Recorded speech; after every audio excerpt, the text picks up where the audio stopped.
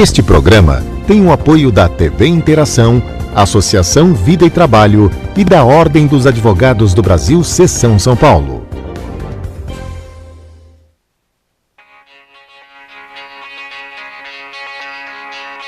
A limpeza urbana representa, em média, a terceira maior despesa dos municípios brasileiros, ficando atrás apenas da saúde e da educação.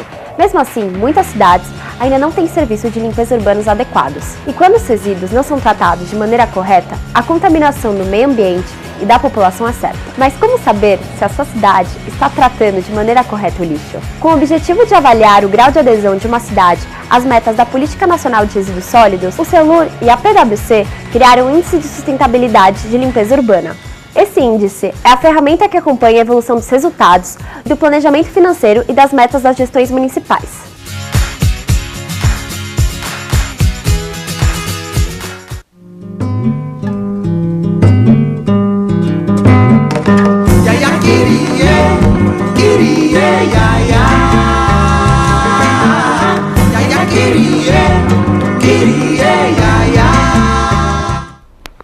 Olá, nova cidade, ideias para uma nova cidade.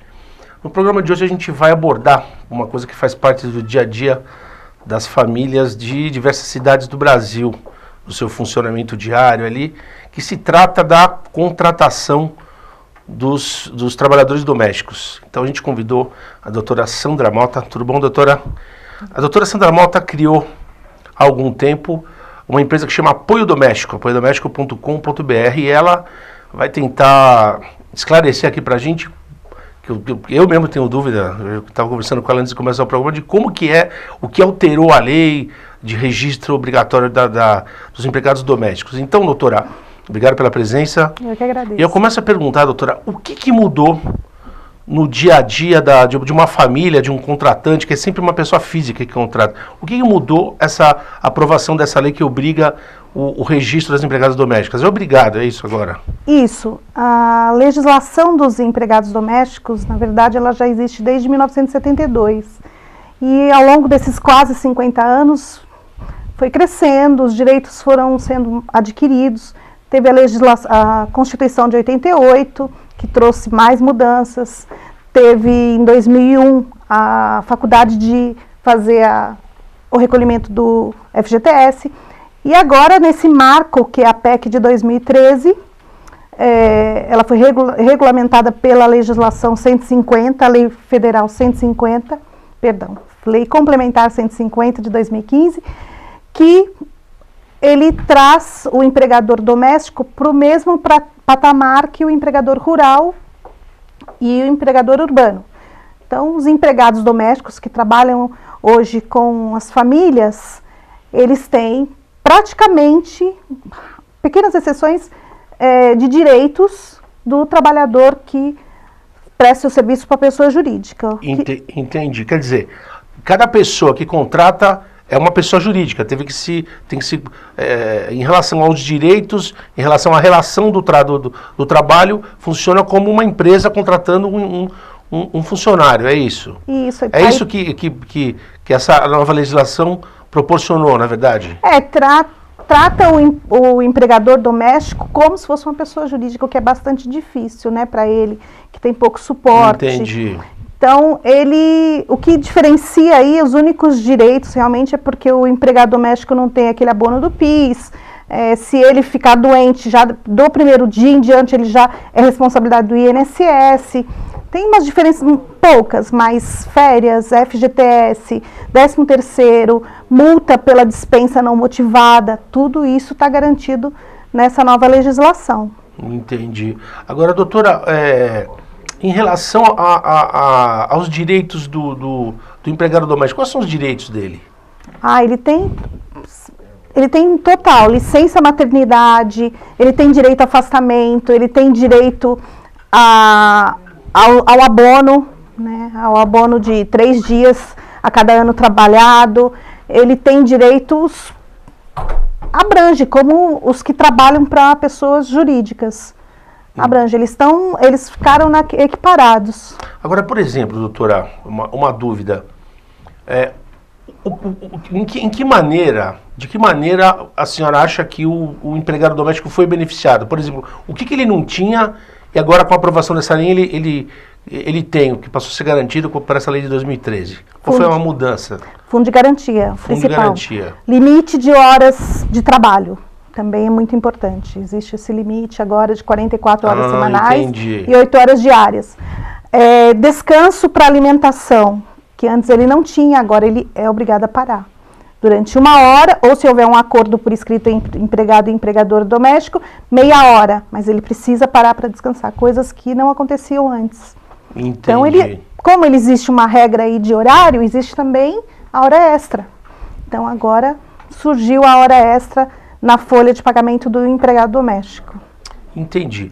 Agora, doutora, assim como eu, acho que muita gente, principalmente as pessoas que contratam, ainda não entenderam o funcionamento da legislação. Como é que a senhora que vive no dia a dia na sua empresa, qual que você acha que é o receio da pessoa que está contratando? Deve ser uma infinidade, né? Mas daquilo que você vive no seu dia a dia. O que eu encontro sempre é que as pessoas desconhecem a legislação. Total, elas ficam inseguras e muitas vezes acabam não regularizando esse empregado doméstico, que é um problema para o empregador. Então, o que era uma dúvida antes, mais tarde pode virar uma ação trabalhista. Então, e com certeza com ganho pro funcionário, óbvio. Exatamente, porque na trabalhista o ônus da prova acaba invertendo para o empregador. Então, e eles não formalizam nada, não tem uma folha de ponto, que é uma coisa importantíssima e está na lei, tem que ter folha de ponto. Tem que ter uma folha de ponto. Tem que ter folha de ponto. Eu sempre falo isso, coloquem a folha de ponto. O funcionário vai se acostumar com isso, e precisa, isso é prova documental do empregador depois. E isso daí é o que acaba fazendo com que ele pague as horas extras, ou então tenha banco de horas. Eu acredito que, assim, a formalização é o melhor caminho. Eu sempre deixo isso bem claro para os meus clientes. Formalize o seu empregado, mesmo que ele esteja no meio da relação trabalhista. Já tem essa pessoa há 5 anos, já peguei pessoas de 10 anos, nada formal. Não, ela é uma pessoa da família, Sim. Ela é da casa. Acontece isso. Formalize, vá lá, tem o REDOM, que é um programa de recuperação fiscal, que também está previsto na Lei 150/2015, onde a pessoa pode aderir e ela acaba pagar esse período de INSS parcelado, sem juros, sem multa. Então, regularize, é a melhor forma. Exato. Porque já que a legislação existe, né? Não adianta querer nadar contra. Não adianta fugir. Agora, doutora, uma dúvida que me ocorreu ouvindo a senhora falar. A senhora falou assim, olha, você tenta fazer um livro de ponto que o funcionário vai acabar se acostumando. Mas quer dizer, então o desconhecimento também é por parte de quem está sendo contratado, ele também não entende.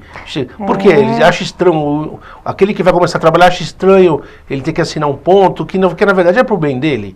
Ele acha estranho, ele acha incômodo, ele não quer fazer. Acontece também, às vezes, a pessoa não tem escolaridade, ela tem dificuldade de escrever, né, de alimentar essa folha de ponto. Mas eu acho que a resistência maior, pelo que eu ouço, é do empregado. Do empregado. O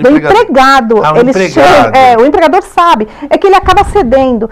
Ele chega, às vezes, uma empregadora para mim, eu falo em mulher, porque geralmente são as mulheres mais preocupadas, né? Sim. Ela chega e fala assim, ela não vai querer assinar, ela não vai querer, eu não vou perder minha empregada por causa da folha de ponto. E eu insisto, é a prova, isso é a maneira de controle de horário, precisa ter, é necessário. Então, naquela hora, ela não se preocupa, ela fala, não, eu vou deixar porque eu preciso dela. Depois de uns meses, como já aconteceu também, ela deveria ter aderido à folha de ponto, porque agora ela entrou com uma ação e está me pedindo horas extras. Ou a hora de alimentação, dizendo que não fazia hora de almoço. Entendi. Entendi. Aí acontece aquelas histórias que você estava me falando, que você funciona como psicóloga dessas clientes. Não, assim, tudo isso é experiência, eu tomo Sim, como experiência, é sim. maravilhoso.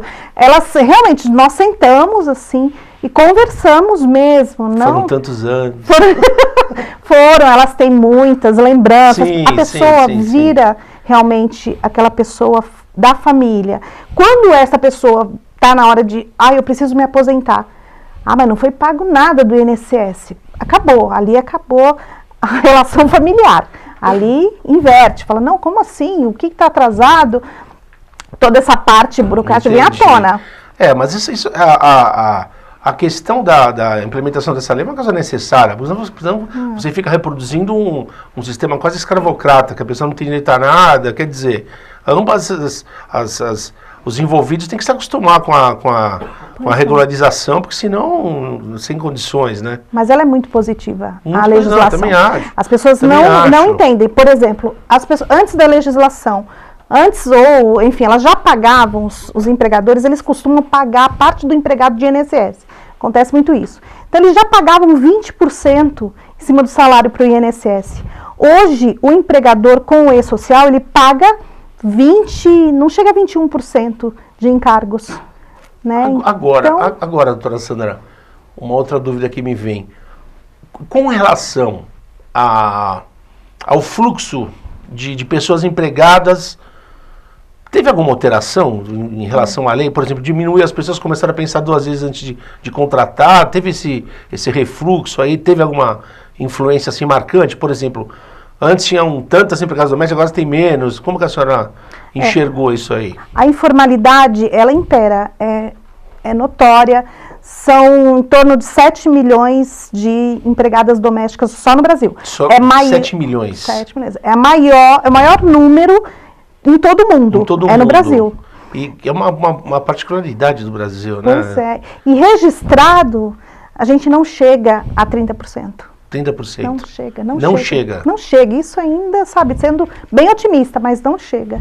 Então, a informalidade impera. O que aconteceu? Muitas pessoas resolveram, existiu um crescimento de cadastro no E-Social, existiu realmente. Foi, se eu não me engano, 350 mil pessoas que foram cadastradas.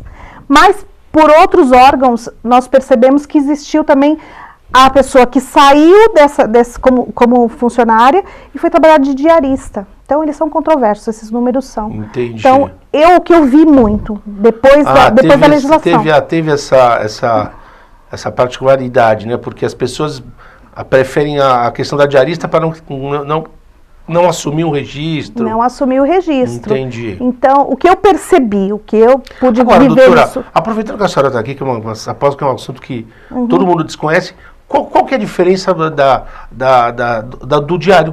Como que é considerado um diarista e quando que passa a ser considerado uma pessoa com vínculo de trabalho? Pela legislação, a diarista só pode trabalhar no mesmo local 2 vezes por semana. 2 vezes por semana. Não pode nem 1 hora a mais no outro dia. Entendi. São 2 vezes por semana. 2 dias por semana. Entendi. Aí ela não tem que ser registrada. Passou disso, tem que registrar. Entendi. Agora, o que se paga para um diarista, ele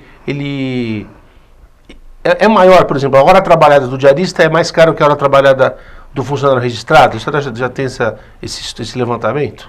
Então, ela trabalha não é, o registrado realmente a hora... A diarista ganha mais, ela ganha em torno de 100, dependendo da região, ela ganha 150, 170. E a hora de um funcionário... sair 10, 11 reais, depende muito do valor do salário. Viu, doutora? A gente conversando agora, eu vou lembrando as coisas que você vai ouvindo por aí.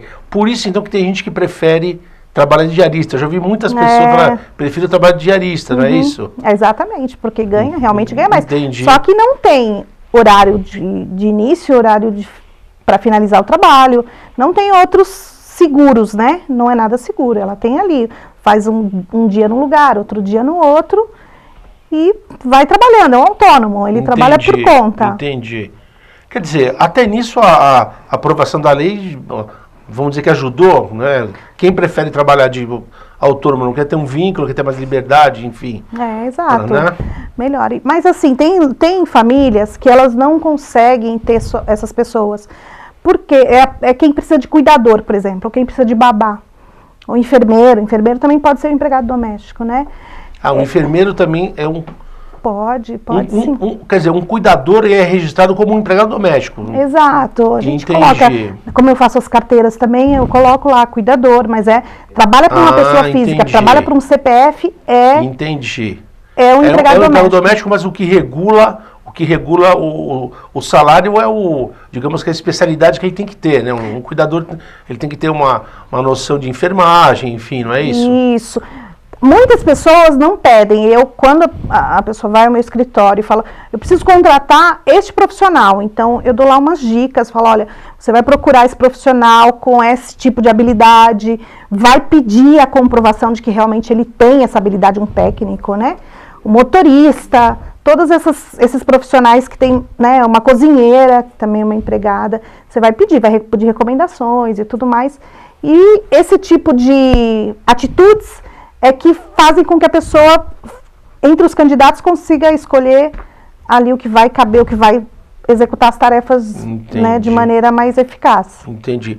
O programa Nova Cidade de hoje entrevista a Sandra Mota, da empresa Apoio Doméstico. Eu estou aqui tirando minhas dúvidas pessoais e você também aí em casa também deve estar aproveitando as dicas da doutora Sandra. Doutora Sandra, uma curiosidade minha agora. Como que as pessoas contratam as empregadas do trabalhador doméstico? A agência de empregados, como é que funciona isso? É mais no boca a boca? Tem agência de empregados que ele é especializada em empregado doméstico. Existem essas agências, não são poucas, tem várias em São Paulo mesmo, são muitas, mas a indicação ainda funciona muito. Ela funciona, as pessoas vão, porque a empregada da minha amiga, porque a pessoa que presta serviço para mim tem uma amiga, tem um parente, e eu vou contratar pela indicação. Acho que elas se sentem mais seguras. Entendi. Mesmo assim, é uma pessoa que vai trabalhar ali na sua casa, né? Poxa, cuidando do seu filho, do seu filho, do seu idoso, do que você tem dentro de casa. Tem que ser uma pessoa de confiança, tem que ser uma pessoa que você tenha, né, passe para ela, né, essa coisa de nós realmente somos parceiros. E também muito se ouvia falar da questão de empresas não idôneas, né, funcionava como um verdadeiro antro ali Pois é, existem umas empresas, principalmente de cuidador, que elas têm esse tipo de trabalho de mandar o cuidador, elas fecham um contrato com o empregador, e eles têm esses funcionários que eles mandam, né, trocam, se tiver falta, eles trocam, mandam outra pessoa. Entendi. Mas o idoso, como a criança, é difícil você trocar esse tipo de profissional, porque isso ele incomoda. Você imagina que toda hora na sua casa vai ter uma pessoa diferente. Até para a pessoa que está sendo cuidada, digamos, né? Pois é, imagina você ter um tipo de serviço desse de babá com seu filho. Uma criança pequena todos os dias, ou uma vez ou duas vezes por semana, troca essa pessoa. Não dá. Tem que ser... Ainda é muito... Aquela pessoa, é pessoal mesmo. Sim, uma coisa pessoal. Doutora, a senhora falou um tempo atrás, uma das suas respostas, a questão de... A pessoa que já trabalha com uma pessoa em casa, vamos dizer, 5 anos. Uhum. Como que ela faz para regularizar o tempo passado, o passivo, digamos? Então, Renato, em primeiro lugar, não é isolado, acontece bastante. Então, quando chega esse tipo de caso lá no apoio doméstico, primeiro, vamos registrar na carteira, vamos colocar a data fiel que essa pessoa iniciou. Não é período de experiência, não, que também se confunde bastante, que período de experiência não tem registro. Existe o registro, sim. Vamos ser fiéis a essa data e fazer o recolhimento do que já passou, da vida passada. Fazer o recolhimento da parte do INSS, do fundo de garantia a partir do momento que ele foi obrigatório. Entendi. Para zerar. Entendi. Quer dizer, tudo isso é previsto em lei? Tudo isso é previsto em lei. Entendi. Precisa se acostumar com essa legislação. E a senhora falou que prevê assim algumas facilidades, né, que a pessoa pode parcelar e enfim. Existe esse parcelamento, esse programa, o REDOM. Ele teve alguns problemas no governo federal que eles não abriram novamente, mas vai abrir. Quem tiver nessa situação... De ter uma pessoa há um tempo que quiser regularizar, aguarde um pouco, que vai regularizar e esse REDOM é a melhor saída. Entendi. Agora não é tempo de aderir, né? Vai ser porque vem sem multa, enfim, são 120 parcelas que você pode pagar esse passado, né? Esses valores de INSS. O passado, você consegue fazer um parcelamento muito bom. Doutora, explica pra gente o que é o E-Social. O E-Social é um programa eletrônico que você acessa através do site E-Social. Lá você tem que cadastrar, o empregador se cadastra, depois ele cadastra os seus funcionários e ali ele faz toda a folha de pagamento. Então, vem lá vem uma guia só para pagamento de fundo de garantia, de INSS, todos os tributos. E a parte de olerite, os recibos, tudo isso vem dentro desse sistema. Você alimenta ele, mês a mês, se a pessoa teve hora extra, você alimenta com a hora extra, se a pessoa teve algum adicional noturno, alimenta também, se teve desconto, também coloca o desconto. Isso tudo a senhora ensina a pessoa a se familiarizar com isso, né? Ah, com certeza, porque ela vai ter que agendar férias, Sei. ela vai ter uma vida aí depois, agendar férias, a pessoa se acidentou, tem que afastar. É o que a senhora falou, a pessoa tem que virar uma empresa jurídica, funciona como tal. Exatamente, né? Exatamente. Olha que quando o E-Social iniciou, não existia um telefone para que a gente conseguir falar com alguém, Entendi. falar, olha, não tá dando aqui de repente dava dando um erro incompreensível. Aí você ia e batalhava, existia lá um manual, mas o manual também não era bem claro. Hoje eu sei que eles têm um 0800, né?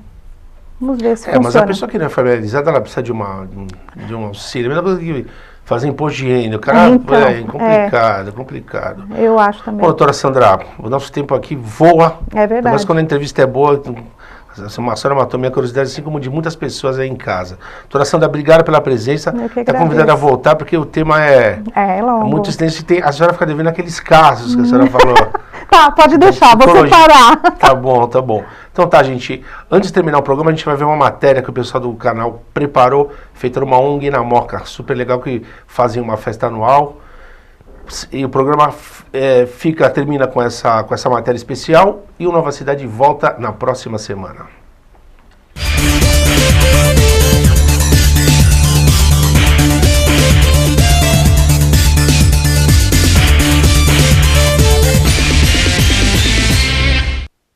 O intervalo social de hoje mostra aos telespectadores da TV Aberta São Paulo um trabalho social que é realizado anualmente no bairro da Moca, zona leste de São Paulo. A Fraternidade do Amor realiza a Moca Amor, uma festa de rua que celebra o aniversário do bairro e possui mais de 12 horas de shows culturais e artísticos, além de muitas tendas com comidas para toda a família, brinquedos e atividades para as crianças. A Moca Amor é realizada por voluntários e tem a finalidade de ajudar nos projetos de assistência social que são realizados na associação. A 8ª edição aconteceu nos dias 4 e 5 de agosto.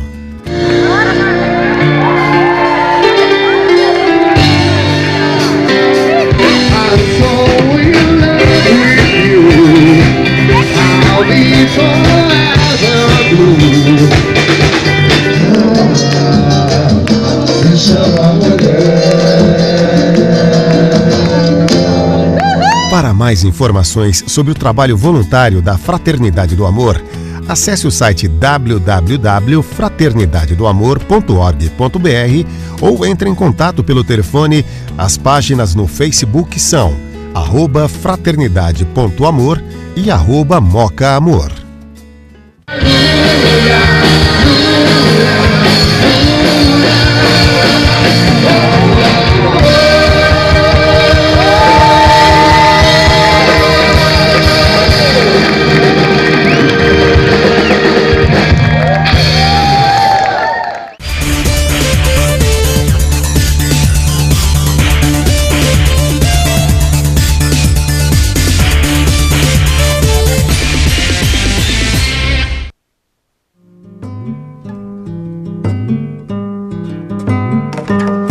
Iria, iria, ia, ia.